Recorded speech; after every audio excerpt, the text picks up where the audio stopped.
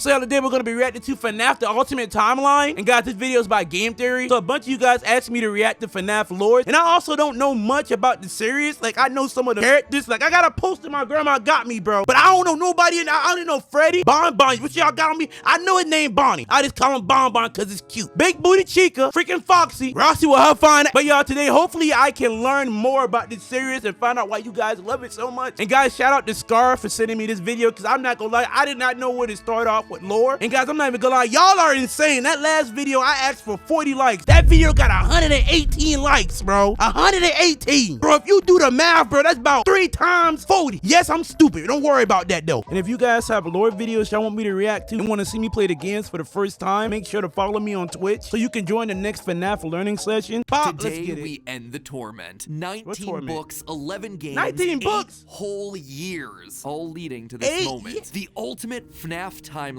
is finally complete. The pieces are in place for us. Now all we have to do is put this story of tragedy, jealousy, and loss back together. Okay, let's do it then. Hello, Internet. Welcome to Game Theory, the show that... Oh, he gonna say it. I ain't gotta say it. Okay. I'll shut up. I'll let him do his thing. Feels like a kid revealing the class project that he's been working on all year. Except here, it's the class project that I've been working on for the past decade of my life. This one is big, my friends, and I gotta admit, kinda nervous. I haven't attempted a timeline video on this franchise since 2018. Back in the days when Mike was the crying child, Afton coming back was actually a surprise, and Fazgoo wasn't a phrase I'd ever thought I'd have to utter. But since Fazgoo? Like Freddy's Fazgoo? Yeah, I got Freddy's Fazgoo over me. Huh? Since the last time I did something like this, we've had 3 more massive games, the death and revival of the FNAF movie, and more robot kids than you can shake a staff bot at. It is exhausting trying to keep track of this whole franchise, which honestly is why I'm here today. The lore at this point is complicated. It is full of speculation and theory, so to hopefully make it a little easier for everyone and to give us all a baseline to talk about this franchise moving forward into the future, it's time to reveal my current working FNAF timeline. But just before I do, I just want to explain a couple of things. First, this timeline is massive. Seriously, it is huge. This thing towers over any video project we have ever done on the channel. But when you look at the totality of this franchise, the story of FNAF really boils down to the story of one man, William Afton. His successes, his failures, his rise to becoming co-owner of one of the most successful restaurant franchises in the world, and his eventual fall to the monsters he helped to create. So if William made these restaurants and the restaurants were doing good, why did William decide to F that all up? I don't understand. Like, bro, you making billions and billions of dollars and you decide to become the Joker. Like, why did he just decide to start killing people? What? Need to then be reborn in a new digital form later. That's why I've decided to split this timeline into 3 main chunks. The foundation of Freddy's, how the business started and how it came into being, the Afton era, William's decades-long murder spree, and a decade? He was killing people for 10 years, bro. Nobody knew it was him. Dogs, you mean to tell me he'd been stuffing people in suits? Ain't nobody thought to check the last place they been at Freddy's. Decades. It's longer than 10. That's about 50. How old is it, man? Free Willie, not lock him up, throw away that key. Give him the death chair. He deserved to get his cheeks clapped. He just dropped the soap right now. Basically modern FNAF. Everything that happens after the pizzeria simulator fire. And because there are lots of new big revelations in this thing that seemingly come out of nowhere, as well as just points I want to talk about further, I decided to dedicate 1 episode to each chunk. I originally wanted it to be one seamless continuous video, but it just felt incomplete without some sort of explanation at the end of each one. Once this whole thing's done, I promise I'm gonna merge all the narrative bits into one massive video so you can just skip my explanations. But for now, this just felt like the best, most satisfying, most complete way to do this. That being said, this is still about the story, the broad strokes of the franchise. Bro, who the freak is that hippo? You guys know that I'm not just pulling answers out of thin air, not only am I discussing some of the more controversial bits at the end of each chunk, we're also putting in a handy little graphic in the bottom left-hand corner of the screen, which will show thumbnails, video titles, books, and any other citations that we need throughout the video. So if you wish to understand that specific statement in more detail, you know exactly where we've taken it from. That way you can look into those details for yourself. So sit back, grab some popcorn, or your pitchforks if you're the type to get upset when I say something controversial, and make sure that you subscribe, since this is going to be a video that you're going to want to come back to a few times in order to fully dissect. Without any more waiting, I present to you the story of a loving, obsessive father who slowly descended into madness, and along the way discovered the secret to eternal life. He became a bunny?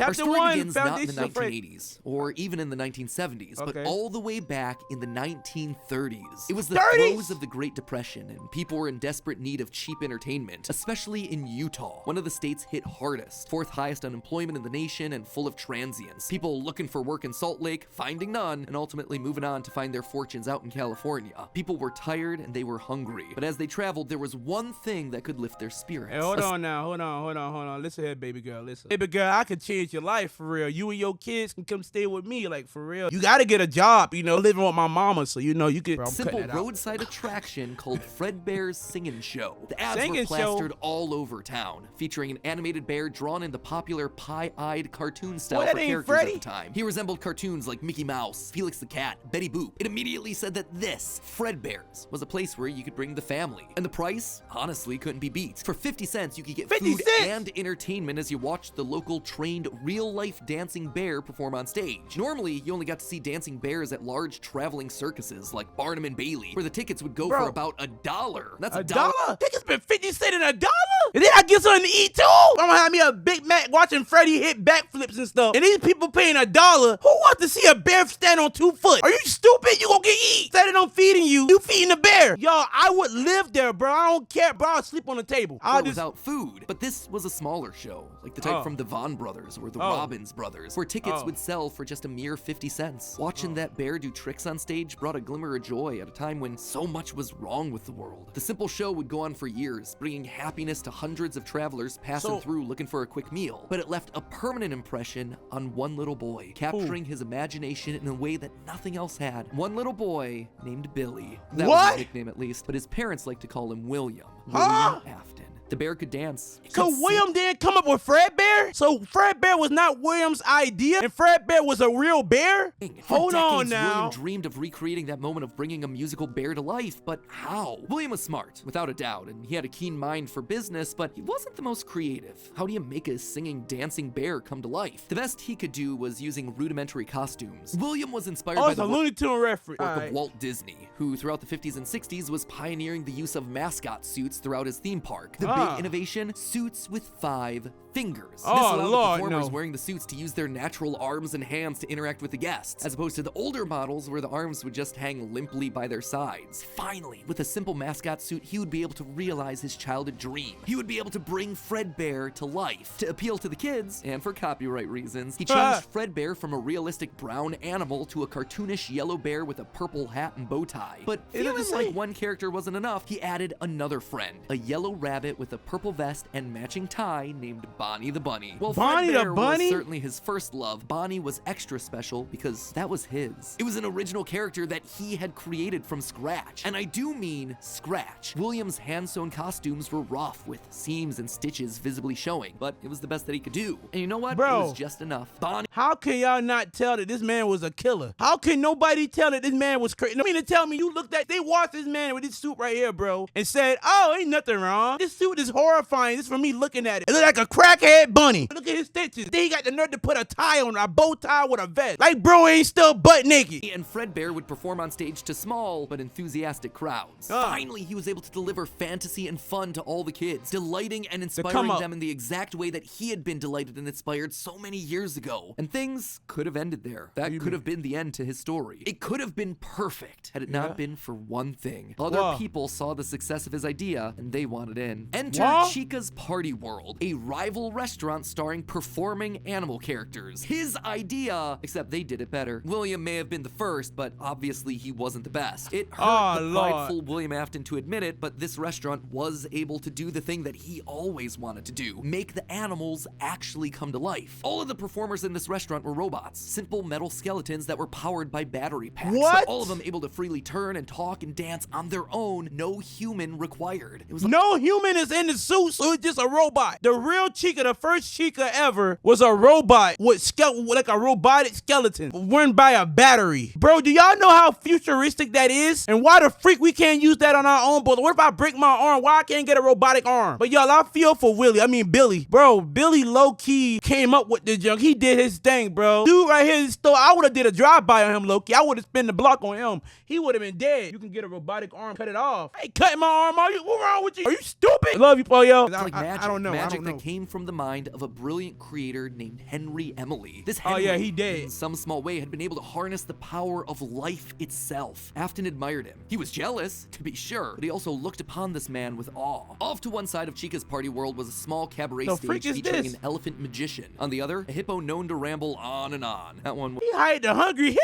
Bro, homeboy got the hungry hippo out of retirement. Bro, he got the hungry hippo on payroll. Of course, William ain't keeping up with him with that bootleg Spider-Man rabbit suit, whatever he got. Of course he ain't keeping up. Was more of a joke for the parents, but it was the main stage that was for the kids. A rocking band of characters featuring a yellow chicken thing with a southern drawl named Chica, backed by a band of other country-themed characters, including a pig with a banjo, an upbeat frog from the local swimming hole, and a brown bear with a heavy southern accent. Wait. A bear? But bears were his animals. Hold Why on not now. a cow or a horse? Something to fit the country theme a bit better. Why did it have to be a bear? And adding insult to injury, they had the nerve to call this thing Ned Bear. Oh, he gotta die. Copy of his he gotta own die. Fredbear. Off him right now. That's gonna leave a mark. No, that was not okay. You gonna die off of jealous that. admiration turned to hardened bitterness. A bitterness that would only grow over the next couple of years as families continued to choose Chica's party world over Fredbear. Kill them all. Kill everybody in there. Compete with the appeal of the robots. Eventually, his restaurant would go bankrupt. Oh, yeah, he gotta die. By, of course, Henry Emily. Another insult. Another humiliation. He bought the restaurant. He bought his. Oh, yeah. Bro gotta die, bro. Bro, I'ma shoot him. I'm killing the whole family too. Everybody dying, bro. Then I'm gonna take the company and say, you know what? Before he died, he asked me if I could carry it on. That's what I would do with my own. I'm being honest, bro. I'll take the wheel. Bro, you gonna take my character and make bank off it?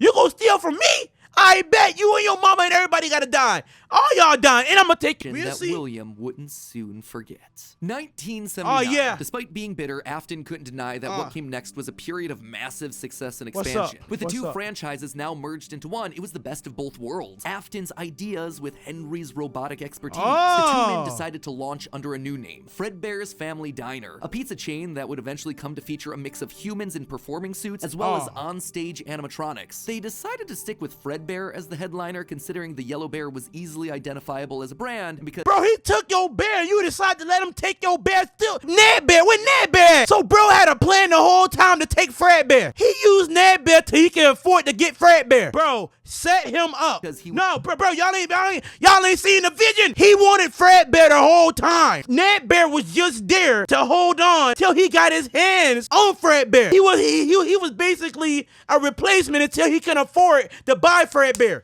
He wanted Fredbear the whole time, bro. Nah, he gotta go. Bro plotted all this. William, you gotta kill him. The original performing animal mascot. Afton appreciated that. This new restaurant would also see a mix of characters as the two franchises merged into one, with Pig Patch and Happy Frog performing right alongside Fredbear and Bonnie. And as part of this one big Fredbear family, they even got themselves official merch that were released, ranging from masks to magnets. The crappy Mr. Hippo fridge magnet?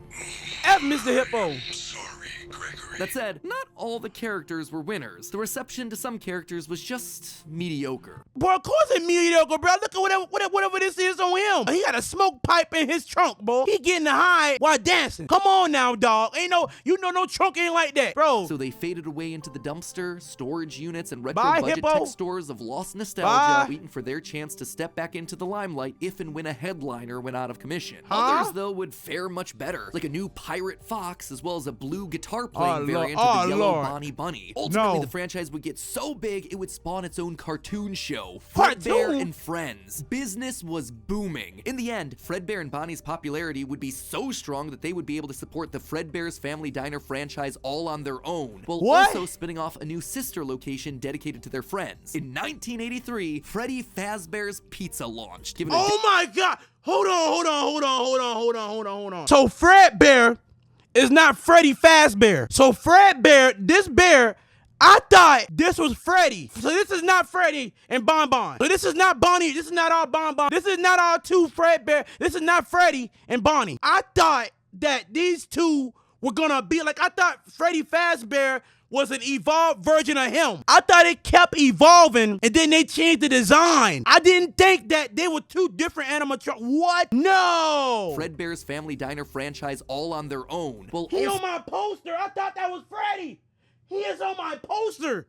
Bro! No way! So spinning off a new sister location dedicated to their friends. In 1983, Freddy Fazbear's Pizza launched, giving a dedicated home to all this new supporting cast of characters. Chica the Chicken, Bonnie baby the girl. Blue Bunny, Foxy the Pirate, and of course the headliner, a brown Freddy Fazbear. crash out. Business was good, and Afton was happy, mostly. It did bother him that the one original character that he created, the one that he himself played, Golden Bonnie, got passed over for inclusion in that cartoon show. The only character in the roster of regulars to get ignored for the show, but other than that, things were going smoothly. He had himself a wife, 2 sons, a daughter. He had a thriving... He been cracking that. He got 3 kids. You know he been keeping 10. Y'all know Willie been tearing that up, boy. 3 kids? And they both purple. They been meant for each other. They both got skin fungus. Wait, but why those might not be his kids, y'all? Why they purple and the kids white and black? Bro, this is a black kid, bro. They white. Nah, she been cheating. She been messing with Henry. That's Henry child. The one with the foxy mask is Henry child, bro. There's no best way. of all, he was able to learn the craft of robotics from the man that he both loved and hated, Henry. Together, they were constantly pushing the limits of what these characters could do. Because it was quick and easy, new characters introduced into the roster would be given a simple hand-sewn suit with 5 fingers that any performer could wear. Eventually, Henry would design one of his signature animatronics for that character, utilizing a divided mouth with either a hinged or sliding jaw design. This was the first generation of animatronics. But why stop there? Afton had big ideas. What if the animatronics weren't just locked to the stage, but could freely roam the restaurant and interact with kids? What if his mascot suits could become animatronics? What if you could use more than... I ain't want my kids where I know whatever that is. Just rigid metallic skeletons. Why not experiment with tubes and wires that would give the animatronics fluidity and flexibility while but whatever drugs he on, boy, I need it. The possibilities for this technology were endless. Afton fell in love with robotics. He had started with a dream of bringing one simple singing bear to life, but with robots, he stumbled across the tools that gave him the ability to control life itself. And thanks to Henry, he was practically speedrunning his way to an engineering degree. And while William wouldn't admit it out loud, one other thing that kept pushing him forward was the desire to beat his former rival. So Henry took Fredbear. He took everything, right? William went under his wing, learned everything Henry knew. He learned everything Henry knew under his wing. He went under Henry's wing and learned everything. He learned how to do the robotic skeletons himself and everything. And now he trying to like outsmart him and come up with his own plans to overthrow him. They ain't no sharing. Bro came up with a bear named Nat Bear. Ain't no sharing. Bro, what the freak is a Nat Bear? Why, if he ain't steal, where Nat Bear at right now? If he ain't steal Fredbear, where Nat Bear at? In the slumps. He in the hood. He sent Nat Bear back to the hood. Nat Bear back in the hood. Well, golly, that was my job first, but it's okay. I'm a plumber now. Come on, bro. Stop playing with me. Bro stole Fredbear. I don't blame him. If you ask me, I would have killed him. He would have been dead. I would have took the company over on some straight up Bane crap, bro. Gangster. I ain't gonna lie. William is a gangster. I would have did the same thing. I bet. You want to take my company? Well, I'm going to kill you and I'm going to take your company. How about that, big dog? How about that? That's gangster. Y'all can't lie. William, really, Big Willie a gangster. We gonna call him Big Willie. Prove himself smarter and more capable. To surpass the man who everyone else considered to be a visionary genius. But pride cometh before the fall, and tragedy Big Willie about to get mad. To strike. What? Okay, so that brings us to the end of part 1 of the story. That said, at the end of each of these chunks, I want to break down some of the logical leaps that I made, since the more narrative format doesn't give me much of a chance to justify a lot of the big decisions. And admittedly, there are some large leaps in here. Let's just start off with Fredbear's singing show, shall we? We know, based on the retro poster that was hidden in Security Breach, that at least at one point, Bro, bro, I don't care about you stink scrippers, bro. Get out my stream, bro. I'm trying to learn about Big Willie here. Come on. Fredbear was an actual bear. And like I called out in that narrative segment, dancing bear shows were a real form of entertainment. The only problem is that, timing-wise, none of our main characters would be the people in charge of that business in the 30s and a series of pizza restaurants in the 80s without them just being extremely old. Best case scenario, if Afton's running the singing show when he's 18, that still puts him at nearly 70 when the first pizzeria opens and his murder spree begins. You just mad cause your ass is old. First thing you do is pick up the phone. Harry Emily is here to pick up the phone. You just mad cause your ass is old. First thing you do is pick up the phone. Let's go. Come on.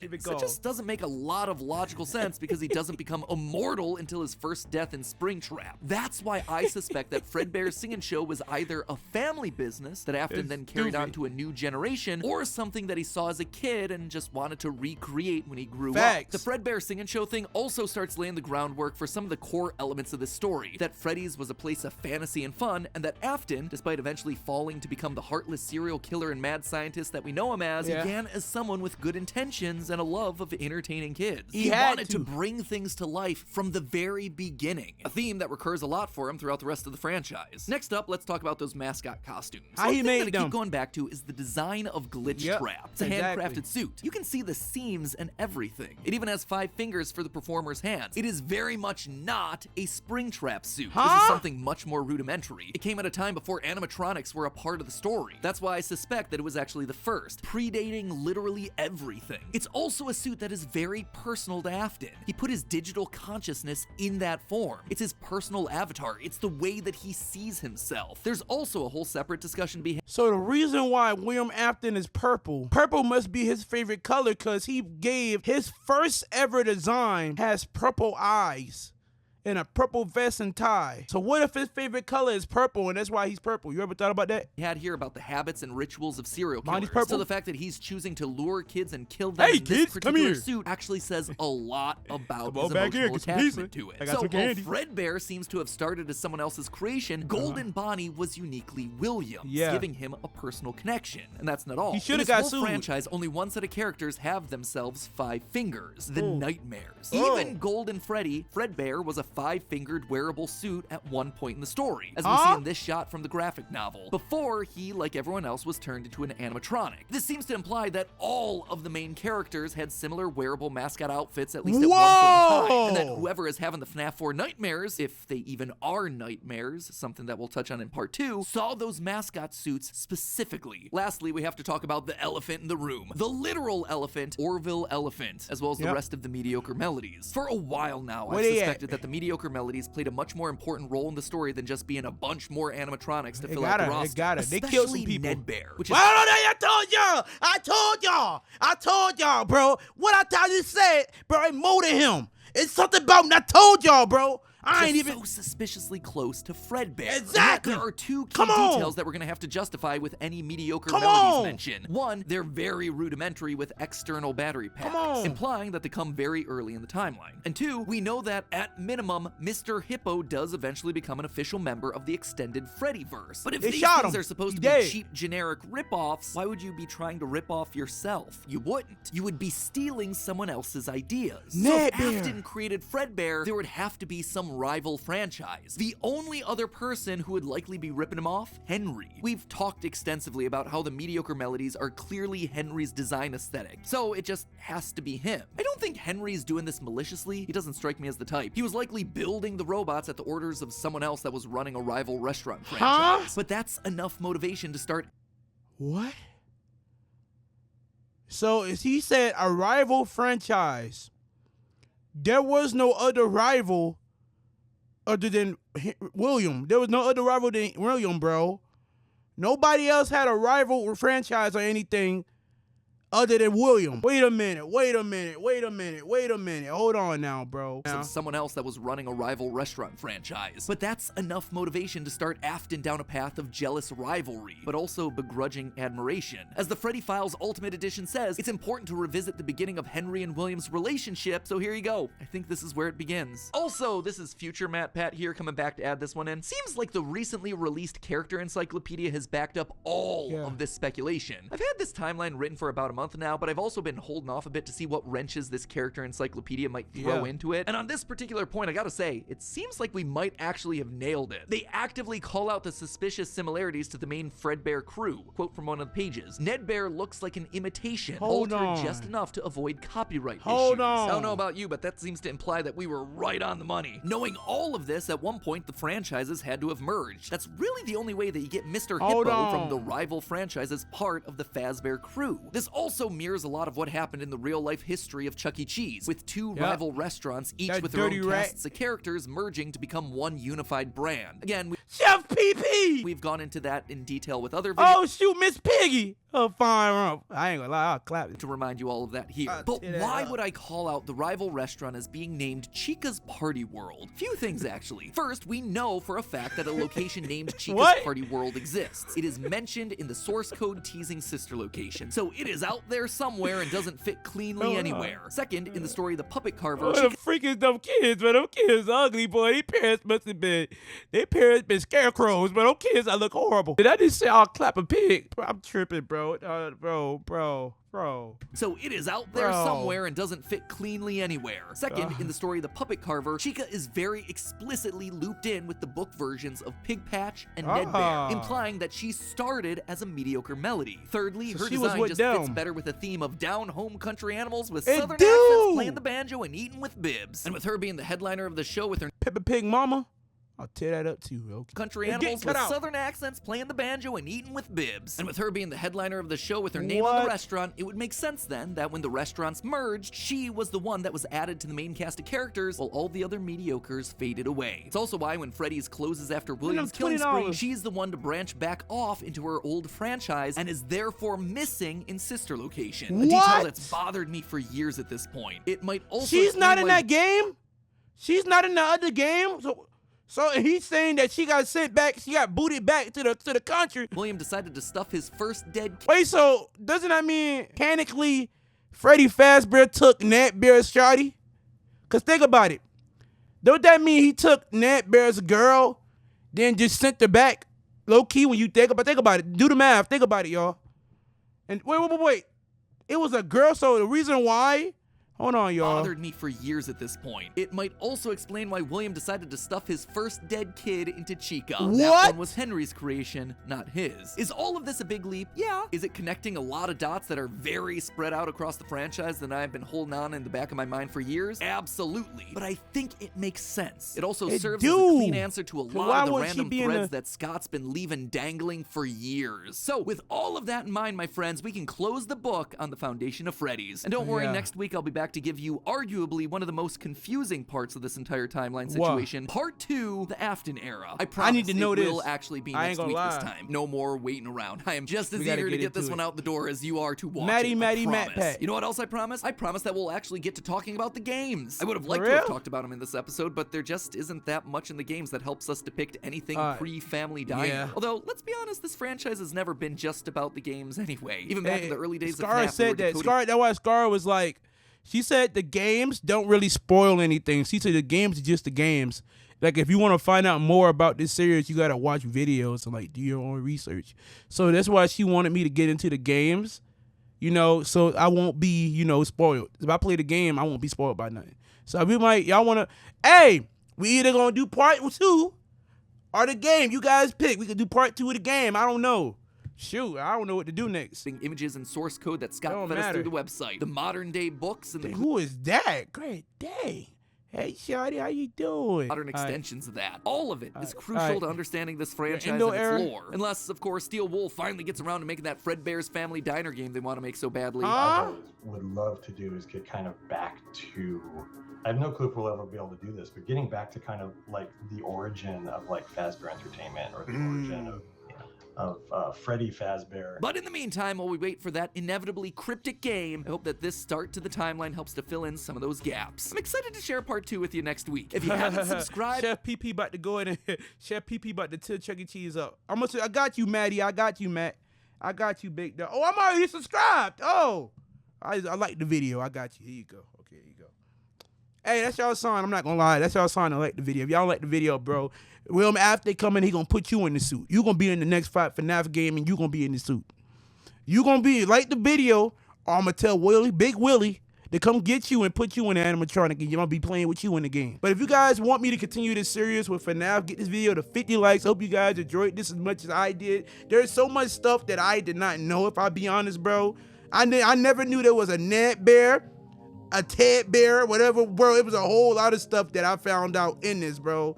And it's insane that there's so much lore that isn't explained, bro. But this game, it low-key reminds me of how Sonic is low-key dark. And in order for you to find out that Sonic is dark, you have to do deeper digging. Like, you gotta dig for that gold. You gotta go deep, bro. to find out like what Sonic. It reminds me of that, bro. And if you guys freaking enjoyed this video, go ahead and smash the like button, go to subscribe to join the Keyblade Master family. I love you guys to shine out.